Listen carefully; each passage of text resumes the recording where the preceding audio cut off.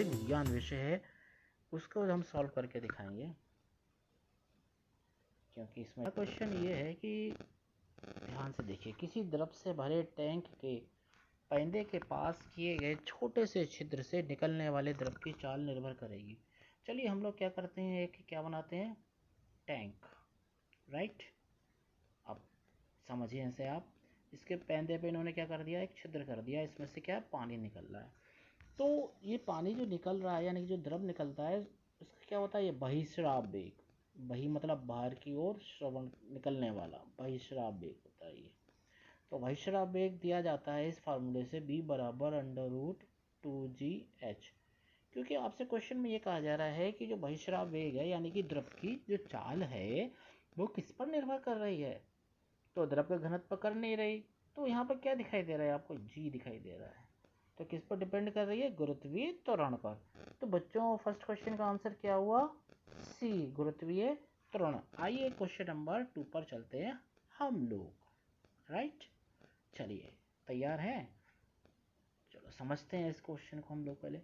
एक electron v वेग से चलते हुए चुंबकीय क्षेत्र में उस क्षेत्र की दिशा में, देखिएगा ये है पॉइंट मेन, उस क्षेत्र की दिशा में प्रवेश करता है।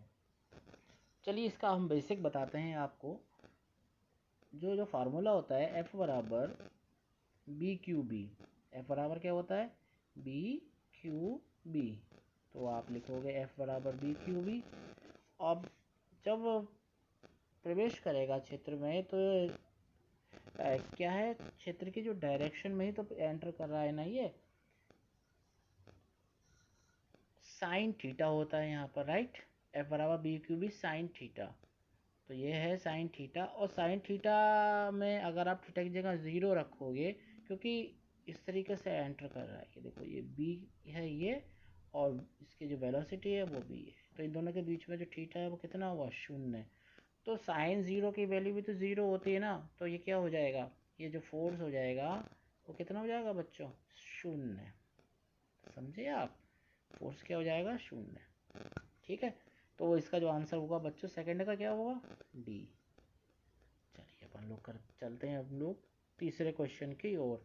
क्लियर हुआ ना आपको। अब तीसरा क्वेश्चन है, जरा इसको आप समझने का प्रयास कीजिएगा। समान वेग v से, ये रहा, चुंबकीय क्षेत्र के लंबवत 90 डिग्री का एंगल, राइट, किसकी घूर्णन आवृत्ति अधिक होगी। चलिए इसका हम बेसिक लेकर चलते हैं। अब ये नहीं कि हम आपको डायरेक्ट फार्मूला लिख कर दिखाएं, जो बुक्स में जो सोल्यूशन होता है डायरेक्ट फार्मूला होता है, लेकिन आप इसका बेसिक भी समझिए जो आपको याद आ जाएगा। जैसे ऊपर मैंने एक फार्मूला लिया था वही है कि F बराबर B Q B sine theta होता है। तो साइन 90 की वैल्यू क्या होगी, 1, तो हम डायरेक्ट ये लिख देंगे B Q B. Q means हो गया इसका आवेश, और बी माने क्या हो गया, इसका वेग, और ये क्या चीज़ है, चुंबकीय क्षेत्र। जब ये प्रवेश करेगा, जब 90 डिग्री के एंगल पे प्रवेश करेगा, तो ये जो बल है ये अभिकेंद्र बल के बराबर होगा। यानी कि बेटा अभिकेंद्र बल F² या इसे यूं कहिए, क्योंकि हमें ओमेगा के रूप में फॉर्मूला चाहिए कोणीय आवृत्ति के रूप में, तो जो अभिकेंद्र बल होता है ना बच्चों, वो mr² होता है। जब हम इसको क्या करते हैं, इक्वल करते हैं, और इससे जो फार्मूला निकालते हैं ना बच्चों, तो वो क्या निकलता है, ओमेगा बराबर, इसे सॉल्व करोगे तो आएगा under root B Q B M R, under root B Q B M R, ये आएगा। चलिए इसे और साफ करके लिख के दिखाते हैं आपको हम, जिससे आपको क्लियर हो। ओमेगा, ओमेगा बच्चों क्या है, घूर्णन आवृत्ति बोल रहे हैं जिसे हम लोग, और इसकी वैल्यू क्या आ रही है बच्चों, under root B Q V upon M, ये आ रही है। ओमेगा बराबर under root B Q V upon M. और अब इसे सॉल्व करके देखना, तो इसमें एक आर भी आना चाहिए, इसमें जो आर आएगा वो यहाँ आएगा। अब आप ये देखो इसमें ऑप्शन क्या है, electron, proton, helium positive ion है, और लिथियम अभी जो पॉजिटिव आयन है, ये किसकी घूर्णन आवृत्ति होगी, यानी कि आप क्यू और वी तो एक जैसा है, आर एक जैसा है। अब बच कौन रहा है? क्यू। हाँ, क्यू अलग है, तो ओमेगा डिपेंड किस पे कर रहा है? जो ओमेगा वो डिपेंड कर रहा है आपका, इसे दोबारा लिख के दिखाते हैं। ओमेगा जो डिपेंड कर रहा है आपका किसके ऊपर? Under root Q upon M के ऊपर। यहाँ आप ये देखो कि जिसका द्रव्यमान सबसे ज़्यादा होगा, अगर बेटा द्रव्यमान क्या होगा? सबसे ज़्यादा होगा, तो ओमेगा तो कम होगा, और अगर द्रव्यमान कम होगा तो ओमेगा ज़्यादा होगा। यही तो है ना इन्वर्सली प्रोपोर्शनल। तो घूर्णन आवृत्ति किसकी ज़्यादा होगी? इलेक्ट्रॉन की, क्योंकि इलेक्ट्रॉन का एम सबसे कम है। तो बेटा आंसर क्या होगा थर्ड का? ए। क्लियर? चलिए, क्वेश्चन समझ में आना चाहिए बिल्कुल, तो हमको एग्जाम में कोई दिक्कत नहीं हो। इसके लिए पहली शर्त एक, क्या करोगे आप? क्वेश्चन को ध्यान से पढ़ोगे। देखो मैंने इतना बड़ा कर दिया पेपर को, इसको, है ना। अब अपन देखते हैं, देखो फोर्थ क्वेश्चन बिल्कुल सामने दिखाई दे रहा है। चलिए हम लोग स्टार्ट करते हैं इस क्वेश्चन को। एक लंबी परिनालिका में प्रति सेंटीमीटर में 200 फेरे हैं तथा 2.5 एम्पियर की धारा प्रवाहित हो रही है इसमें। फिर परिनालिका के केंद्र पर चुंबकीय क्षेत्र क्या मान गया होगा? तो मान के लिए आप फार्मूला आपका यही होता है, B बराबर केंद्र पर म्यू ज़ीरो एन आई, ये होता है। तो म्यू ज़ीरो की वैल्यू दी हुई है, आप वैल्यू ये रखोगे यहाँ पर। एन दिया हुआ है आपका, कितना फेरा दिया हुआ है? 200 फेरा दिया हुआ है, और 2.5 एम्पियर की धारा बह रही है, तो ये तो हो गया 2.5, सही है ना। और 1 सेंटीमीटर में लंबाई तो दे रखी है, 1 सेंटीमीटर में कितने फेरे हैं? 200 फेरे हैं। तो आप लोग क्या करोगे, ये जो वैल्यू रखोगे आप, और ये जो एन है 1 सेंटीमीटर में है ना, सेंटीमीटर को मीटर में कन्वर्ट करोगे तो कैसा आएगा देखना। 1 सेंटीमीटर को मीटर में कन्वर्ट करोगे तो सेंटीमीटर की जगह आप लगा देना 10⁻⁻², ये रखना पड़ेगा आपको एन की जगह, बस ये ध्यान रखना। क्योंकि 1 सेंटीमीटर बराबर होता है 1/100 मीटर, यानी कि ये 10⁻⁻² मीटर। तो जब आप इसे रख के सॉल्व करोगे तो जो आपका आंसर आएगा, ये वाला आंसर आएगा 6.28। तो बच्चों फोर्थ का आंसर कौन सा हुआ? बी। फार्मूला अपन ने कौन सा लगाया? म्यू ज़ीरो एन आई। चलिए अगला क्वेश्चन चलते हैं हम लोग, ठीक है ना। ये तो 5वां क्वेश्चन, चलिए समझिए। किसी तार में 2 एम्पीयर की धारा प्रवाहित करने पर 80 जूल ऊर्जा, 2 एम्पीयर की धारा 80 जूल ऊर्जा कितने समय तक प्रवाहित हो रही है? 10 सेकंड तक। तो तार का क्या निकालना है? प्रतिरोध, यानी कि आपको आर निकालना है। तो सिंपल फार्मूला है एच, या तो एच लिखो या ई लिखो। ई इक्वल्स टू होता है I² आर टी, ये तो होता है। तो एक सिंपल याद करने का तरीका, विटामिन याद कर लो ना। विटामिन वी की जगह अगर आप आई आर रख रहे हो तो आई से आई मल्टीप्लाई होगा, तो I² आर टी फार्मूला बन गया नहीं बनेगा? क्योंकि हमारे पास यही चीज़ें तो दी हुई हैं। आई दिया हुआ है 2 एम्पियर, आर क्या दिया हुआ है? निकालना है, आर हमें पता ही नहीं है। टाइम कितना दिया हुआ है? 10 सेकेंड। और एनर्जी कितनी दी हुई है? 80 जूल। ये कितनी दी हुई है? 80 जूल। बस अब इसको सॉल्व आउट करना है। जब हम इसको सॉल्व करेंगे तो हमारा जो आंसर आएगा 2 ओम आएगा, ये आएगा आंसर इसका। ठीक है, आप समझ लीजिए इसे जरा, I² आर टी। अब चलते हैं हम लोग क्वेश्चन नंबर 6 में। ज़रा ध्यान से देखो, इसे थोड़ा सा छोटा कर देते हैं इसे, राइट, सही है ना। नीचे दिए गए चित्र में धारा मापिका पाठ्यांक 0 है। अब आप समझो इस चीज़ को जरा, इस क्वेश्चन को समझो जरा। यानी कि ये है ना, यहाँ पे तो करंट फ्लो हो नहीं रही है, लेकिन यहाँ तो हो रही है। ये तो जा रही है ना, ये करंट फ्लो हो रही है। तो आप यहाँ पर रूल लगाइए सीधा, चाहे किरचॉफ का लगाएं चाहे सिंपल रूल, जैसे ही समझें। क्योंकि यहाँ की करंट नहीं है, इसके कारण करंट नहीं है, तो आएगा 400, ये 400 आएगा ना इधर का ये, और 400 में क्योंकि करंट एक सी फ्लो हो रही है इधर, यही करंट इधर भी जा रही है और ये इधर भी जा रही है, तो 400 प्लस आर गुणा आई बराबर कितना वोल्टेज दे हैं, 10 वोल्ट, 10 ही तो दिया हुआ है, तो बराबर हो जाएगा 10 के। अब हम लोग क्या करते हैं कि इस आर, आप इसको जरा सॉल्व करोगे तो ये एक रिलेशन आएगा ये, और एक 2 वोल्ट ये दिखाई दे रहा है ना। तो आप जो आर आई देख रहे हो ना, ये यहाँ से आर आई, ये करंट आई है इसके कारण, लेकिन ये 2 वोल्ट ये लिखा हुआ है, ये भी तो है यहाँ इधर, तो आर आई बराबर होएगा किसके, 2 वोल्ट के। मतलब इस वाले जो मैश 1 है, इस मैश 1 से तो रिलेशन आ गई है ऊपर वाली ये वाली, और मैश 2 से रिलेशन कौन सी आ गई, नीचे आर आई बराबर 2। तो आप इनको जब सॉल्व करोगे ना, जब आप इनको सॉल्व करोगे तो इस आपका जो आंसर है, देखो पहले तो आप क्या निकालोगे, आई, फिर आपको जो पूछा जा रहा है आपसे आर पूछा जा रहा है, तो आप फिर आर निकालोगे, तो आर का जो आंसर आएगा वो 100 ओम आएगा। कहें तो आपको करके दिखा देते हैं, चलिए आप क्या करो, समझने की कोशिश करो इसे ध्यान से। 400 जमा आर आई बराबर किसके हो गया बेटा, 10 के। जब हम लोग इससे सॉल्व करते हैं ना, इधर से जब हम लोग सॉल्व करेंगे इस इक्वेशन को, हमें करना है तो यहाँ से आएगा 400 आए, 400 और आई कितना दे रखा है यार, आई हमें अभी कुछ पता ही नहीं है ना।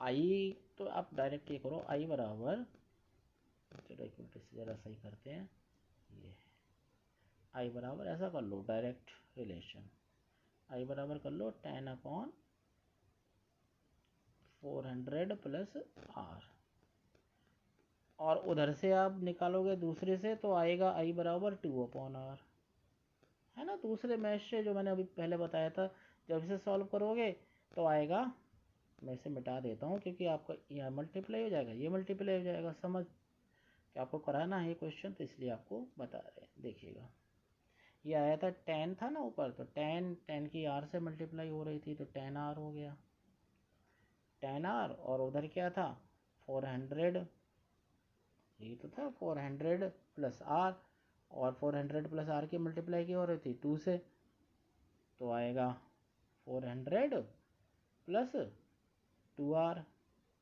ये आ गया। अब ये जब इधर जाएगा इधर को, तो आ जाएगा 8r बराबर 800 सॉरी। अब ये सॉल्व करोगे इसे बेटा, तो आर की जगह बच्चे क्या आ जाएगा, 100 आ जाएगा, आ गया नहीं आ गया, ये देखिए ये इस तरीके से सॉल्व होगा। चलो अब हम लोग क्या करते हैं, क्वेश्चन नंबर 7 देखते हैं, जरा इसे हम बड़ा करते हैं, 10 क्वेश्चन लेके चलेंगे हम, जिससे कि आप समझते चलो, क्लियर करते चलो क्वेश्चन, और जल्दी ख़त्म करा देंगे हम पेपर सारा इसका। अब दिए गए परिपथ में, या दिए गए परिपथ में ए और बी के बीच में विभवांतर निकालना है। देखो ए है और बी है, तो आप ये देखें ना, 20 किलो ओम और 10 किलो ओम कौन से में है, ये श्रेणी क्रम में, राइट, वेरी गुड। इसको जो अपन लोग सॉल्व करेंगे ना, तो यही तो तरीका होता है, इनका मल्टीप्लाई करो, फिर डायरेक्ट कर रहे हैं, इतना तो आप कंफर्म हो जाना चाहिए ना। तो ये 0 से 0 कैंसिल आउट हो गया, तो आपका कितना आ जाएगा भैया, 20/3, क्या हो जाएगा 20/3, ये आ गया, ये ओम, किलो ओम, 20/3 किलो ओम आया। और इसको जब आप करोगे 5 है, 100 है, 20/3 किलो ओम, ये सब क्या है, सीरीज़ में है। जब ये सीरीज़ में है, आप इनको सॉल्व करोगे तो आपको क्या मिल जाएगा, यहाँ का जो है रेजिस्टेंस मिल जाएगा आपको। चलो मैं लिख देता हूँ इसे दोबारा साफ करके, देखो 5 प्लस 100 प्लस यहाँ से जो आया था, क्या आया था 20/3, ये तो आया था 20/3।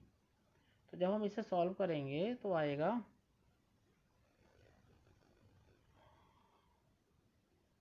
भाई यहाँ से 105 आएगा ना, देखो 105 का 3 टाइम्स कितना होगा, 315, यही तो होगा। और 315 में जोड़ना क्या है आपको, 20 जोड़ना है, ये आएगा। तो आ जाएगा 315। देखो ज़रा 1 मिनट और ध्यान से, 5 kilo ohm 100 kilo ohm, right. 105 kilo ohm, 105 को 3 टाइम्स कितना करोगे, 315। और ये आप क्या कर रहे हो, ऐड कर रहे हो। तो 300, ये देखो आप 35, इससे आएगा 335, 335/3। देखिएगा आपके, देखो पहले ध्यान से, इक्वेशन में जो सॉल्यूशन है वो सही है। चलो 335 आ गया। अब 335 आया, ये क्या चीज़ आई बच्चों आपके पास, ये रेजिस्टेंस ही तो आया है आर। और बी बराबर क्या होता है बच्चों, आर आई। तो मिटा के दोबारा साफ साफ लिख देते हैं, क्लियर होना चाहिए आप लोगों को। बी बराबर आर आई, आर कितना था 335/3, 335/3 किलो ओम। किलो का कितना हो गया 10⁻³ ओम। और करंट है 12 मिली एम्पेयर, यानी कि 12 गुणा 10⁻³ 10⁻³ ये तो गया मामला इसका सही। 3, 3 से 1 कटा। 335 का क्या हो गया बच्चों, 4 के ना, तो कितना आएगा 1340, ये आएगा बच्चों। पूरा सॉल्व कर दिया मैंने ये क्वेश्चन। तो आप ये देखोगे कि इसका ऑप्शन बच्चों कौन सा सही है, इसका ऑप्शन है बी पार्ट सही, ये है ना। पूरा मैंने सॉल्व कर दिया, इसलिए 10-10 क्वेश्चन ही लेके रख रहा हूँ, जिससे मैं पूरा ही आपको समझाते हुए सॉल्व करते हुए चलूँगा, जिससे कि आपको दिक्कत ना हो, मतलब कोई चीज़ छूटी ना रह जाए अनएक्सप्लेन्ड, बिना व्याख्या के। प्रकाश की तरंगों की अनुप्रस्थ प्रकृति का प्रायोगिक सत्यापन हो सकता है। और अनुप्रस्थ प्रकृति मीन्स क्या हुई, देखिएगा ये जो इसके कंपन हो रहे हैं ना, इस तरीके से होने चाहिए। तो बेटा एक बात बताओ, वैसे कंपन कैसे होते हैं, प्रकाश के कंपन तो हर डायरेक्शन में होते हैं ना, हर दिशा में होते हैं, इस तरीके से, इस तरीके से, ऐसे ऐसे, हर तरफ कंपन होते हैं ना। हम ऐसी कोई डिवाइस लाएं, ऐसी चीज लाएं जिसमें इधर उधर के कंपन क्या हो बेटा, कट जाएं। कौन से कंपन बचे, कंपन बचे सिर्फ ये वाले। कौन से कंपन, ये वाले कंपन, ये इसको हम क्या बोल रहे हैं, अनुप्रस्थ प्रकृति। तो यानी कि बीच में कौन सा मटेरियल आप रखोगे, इसमें बेटा आप मटेरियल रखोगे जो पोलराइड होते हैं ना, ध्रुवण, ये। तो क्या हो गया, केवल इसके समानांतर, ये जो अक्ष के समानांतर कंपन होंगे, जो ये होंगे ना वाइब्रेशन, वही इधर पास होंगे, बाकी के कंपन जो होंगे वो क्या हो जाएंगे, कट जाएंगे। तो आंसर बेटा कौन सा आएगा, ध्रुवण की घटना से। Very good. चलो क्वेश्चन नंबर 9 की तरफ चलते हैं हम लोग। क्या है, विभव प्रवणता क्या है, विभव प्रवणता कैसी राशि है। चलो विभव प्रवणता का फॉर्मूला लिखा जाए, जरा बताएंगे जरा आप लोग। देखो, del V upon del X, यानी कि दूरी के साथ किसका परिवर्तन, विभव का।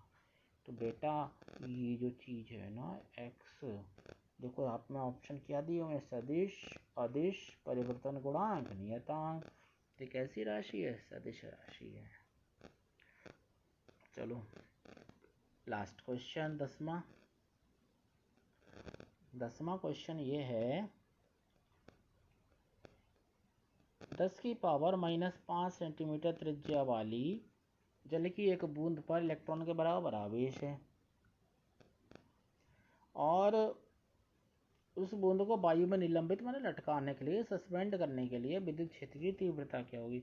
तो सिंपल सी बात है, F बराबर QE, इसका कौन सा हो गया, विद्युत बल हो गया। ये बैलेंस किससे हो रहा है, mg से।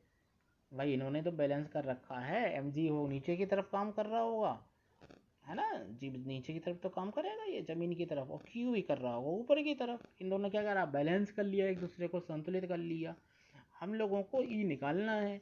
क्यू हमें पता है क्योंकि ये इलेक्ट्रॉन का आवेश है। अब हमें ये है, एम त्रिज्या दी हुई है, तो एम बराबर इसका मतलब आयतन गुणा घनत्व। तो एम की जगह बच्चों हम क्या लिखेंगे, आयतन गुणा घनत्व। और जल की एक बूंद मान लो गोला ही है, तो गोले का आयतन कितना होता है, 4/3 पाई आर क्यूब। ये तो आयतन हो गया। अब ये बेटा क्या हो गया, घनत्व हो गया रो, और ये क्या हो गया, जी हो गया। तो हमें इन सब की वैल्यू रखनी है। जल के लिए रो की वैल्यू क्या होती है वो रखोगे आप, सारी सब की वैल्यू रखोगे, तो थोड़ा सॉल्व करो, ये आप अपने आप सॉल्व करना। और ई का वैल्यू 260 आएगा। आप ये खुद सॉल्व करो, इसका आंसर रहेगा ये। तो इसका जो आंसर आपका आएगा ये वाला। ठीक है बच्चों, बाकी की जो क्वेश्चन है 10-10 करके वो आप